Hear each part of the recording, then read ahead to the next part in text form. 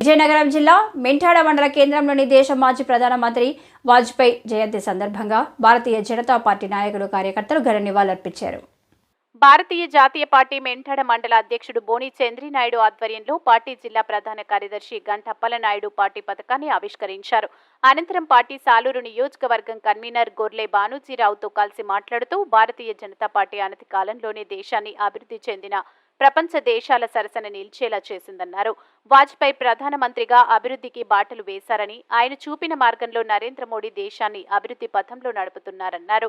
ఈ కార్యక్రమంలో BJP senior నాయకులు నాలం ప్రసాద్, ఎస్సీ మోర్చా అధ్యక్షులు వెంకటేష్, మండల ప్రధాన కార్యదర్శి మన్నెపురి అప్పలనాయుడు తదితర భారతీయ జనతా పార్టీ నాయకులు, కార్యకర్తలు పాల్గొన్నారు.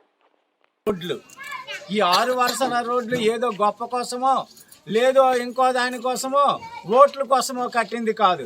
నరేంద్ర మోడీ గారిని మీరు అడిగితే అది కట్టలేదు.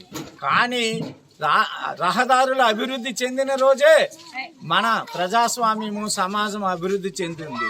అందుచేతనే ఈ దేశం మొత్తం మీద ప్రజలకు 6 వరుసల రోడ్లు ఉండాలి. ఈ 6 వరుసల రోడ్లకి జిందాబాద్ జిందాబాద్ జిందాబాద్ జిందాబాద్ జిందాబాద్ జిందాబాద్ భారత్ మాతా కీ జై, భారత్ మాతా కీ జై, భారత్ మాతా కీ జై. వందే మాతరం, వందే మాతరం, వందే మాతరం, వందే మాతరం. वाजपेयी अमर रहे, वाजपेयी अमर रहे, अमर रहे, अमर रहे, अमर रहे, अमर रहे, अमर रहे.